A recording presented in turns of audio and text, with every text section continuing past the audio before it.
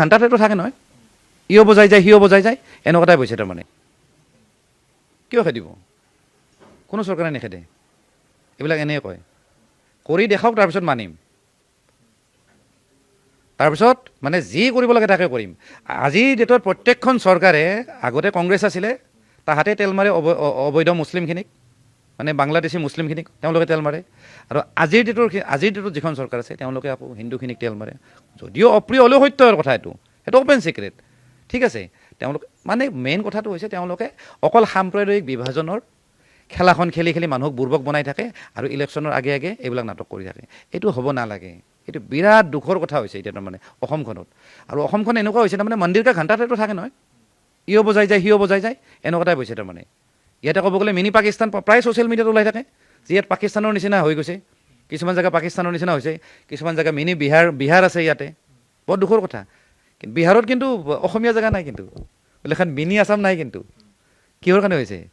এইবিলাক এই ৰাজনৈতিক নেতাবিলাকৰ সিহঁতে যিবিলাক পলিটিকেল মুনাফাৰ কাৰণে এইবিলাক সুবিধা দিছে, যাৰ কাৰণে আমি এতিয়া ভুগি আছোঁ এইবিলাক সমস্যা। চব সমস্যা, নিবনুৱা সমস্যা, কিবা সমস্যা। আজিৰ ডেটত এই জনসংখ্যা বিস্ফোৰণ, এইবিলাক কিহৰ কাৰণে হৈছে? একমাত্ৰ এই ৰাজনৈতিক নেতাবিলাকে সুবিধা লওঁতে আমি ভিতৰে ফপলা হৈ গৈ আছোঁ অসমখন। মোৰ মতে একদম দৰকাৰ নাই, মাৰামাৰি হ'ব, কাজিয়া হ'ব, সেইটো অৱস্থালৈ আহিবই নালাগে। প্ৰথম কথা হ'ল NRC, এখন শুদ্ধ NRC লাগে, একদম 51 লাগে, চিধা কথা। কিবা 71 কিবা 61 এইবিলাক মতলব নাই, ডাইৰেক্ট 51 লাগে। পূৰা একদম পিয়'ৰ এখন হেৰি লাগে। তাৰপিছত হিন্দু হওক মুছলিম হওক চব যায়, ইয়াৰ পৰা য'তে যা খেদি দিব লাগিব, পেলাই দিব লাগিব, লাগিলে মাৰি পেলাওক, দৰকাৰ নাই নহয়। তেওঁলোকে গোটেই ভৌগোলিক যিটো মানে পৰিৱেশ বেয়া কৰিছে, সাংস্কৃতিক পৰিৱেশ বেয়া কৰিছে। আজি অবৈধ যিখিনি বাংলাদেশী, তাতে গামোচাখন নলয়তো, তাতে অসমীয়া সংস্কৃতিৰ কথা একো নাজানে।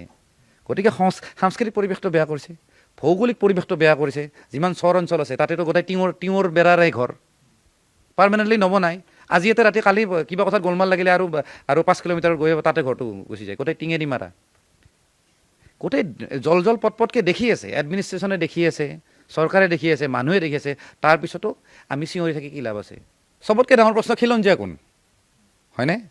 এতিয়া আমি কওঁ ঠিক আছে, আমি কলিতা মানুহ, আমি কোনোবা কিবা মানুহ, আমি ঠিক আছে, আমি খিলঞ্জীয়া। বহুত মুছলিম মানুহ আছে, বহুত পুৰণা মানুহ, হয়তো তেওঁলোকে কিবা এটা পৰিৱেশত পৰি বা কিবা সমস্যাত পৰি পেলাই কনভাৰ্ট হৈছিল বা কিবা হৈছিল। হয়তো বহুতখিনি খ্ৰীষ্টিয়ান মানুহ আছে, হয়নে? তেওঁলোকেও ক'ৰবাত মাইনৰিটি এলেকাত, মানে মাইনৰিটি হৈ আছে মানে এলেকাত, তো তেওঁলোকেও কিবা কাৰণত কনভাৰ্ট হৈছে। এতিয়া কথা হ'ল খিলঞ্জীয়া কোন, তাৰ সংজ্ঞাটো প্ৰথম আমাক দৰকাৰ। আৰু ঠিক আছে, আমাৰ সেইটো নহ'ল, খিলঞ্জীয়া নহ'ল, তেওঁলোকে চাগে কিবা এটা বুজাইছে যে যিখিনি জেগাত হয়তো মানে সংখ্যালঘু য'ত বেছি থাকে, তাত 2-এজন মানুহ অলপ অসুৰক্ষিত ফিল কৰে বা অকণমান টৰ্চাৰ হৈ থাকে কাৰণে তেওঁলোকক হেৰি দিব খুজে। এতিয়া সেইবিলাক সমস্যাৰ সৃষ্টি কেনেকৈ হয় বা কিয় হয়? এনেকুৱা লাগে ক'ৰবাত নহয় ক'ৰবাত হয়তো চৰকাৰখনে ফেইল হৈছে, মানে সুৰক্ষা দিয়াত মানুহক বা হিন্দু মুছলিম হওক বা কিবা হওক, এইবিলাক সমস্যাত মানে বেলেঞ্চ কৰাত হয়তো ক'ৰবাত নহয় ক'ৰবাত চৰকাৰখন মানে ব্যৰ্থ হৈছে। সেইকাৰণে আজি বন্দুক দিব লগা হৈছে। ক'ব গ'লে বন্দুক দিয়াৰ কোনো যুক্তিয়ে নাই, বন্দুক দিয়াৰ কোনো যুক্তি নাই। কেতিয়াবা কি হ'ব, কাৰণ চব মানুহে চব কথা বুজি নাপায়। কিছুমান মানুহ শ্বৰ্ট টেম্পাৰ থাকে, এনেই কাজিয়া কৰি মৰিব, সাম্প্ৰদায়িক কাজিয়া, তাৰপিছত ফুটাই দিব, কোনে কিমান মৰে ঠিক নাই। মই ভাবোঁ এইটো দৰকাৰ নাই। অভাৰঅল আমি চিন্তা কৰিব লাগে যে কেনেকৈ বস্তুটো সুস্থিৰ কৰা যায়। এতিয়া NRCৰ কথা আহি পৰে ইয়াতে, যে NRC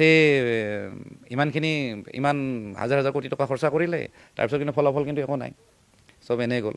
গতিকে যিখিনি ষ্টেপ লয় বা আমি ৰাইজে যিখিনি বিচাৰোঁ অসমীয়া জাতিটোৰ কাৰণে বা অসমীয়া মানুহখিনি যিখিনি বিচাৰে, আৰু সেইকাৰণে আমি চৰকাৰখন আনিছোঁ বা তেওঁলোকক আমি ভোট দিছোঁ। কিন্তু তাৰপিছত তেওঁলোকে যদি সেই ৰেছপনচিবিলিটি যদি নলৈ পেলাই যদি মনে থাকে, তেতিয়াহ'লে প্ৰব্লেমবিলাক আহে।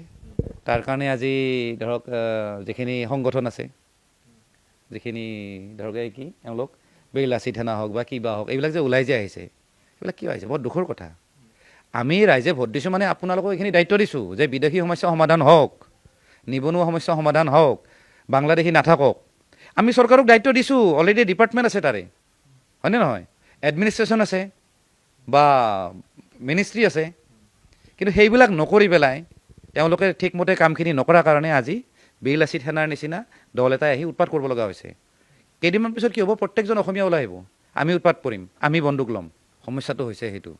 যিখিনি প্ৰপাৰলি যিখিনি নিয়মত যিখিনি থাকে নিয়মত যিখিনি কৰিব লাগে সেইখিনি কৰাটো দৰকাৰ আজি যেনেকৈ ভাৰত পাকিস্তানৰ যেনেকৈ সীমান্তত আৰ্মি দিছে আমাৰ ইয়াততো আৰ্মি নাই CRP আছে BSF আছে তেওঁলোকৰ কাম এনেও ঢিলা আৰ্মি দিয়ক না তাতে যি লাগে চব দিয়ক মেচিন গান যিটো চব উৰাই দিয়ক না যিমান তাৰ কাটাই দি যিমান আহে কিন্তু কথাটো হ'ল আমাৰ চৰকাৰো ক'ৰবাত নহয় ক'ৰবাত ঢিলামি কৰি থাকে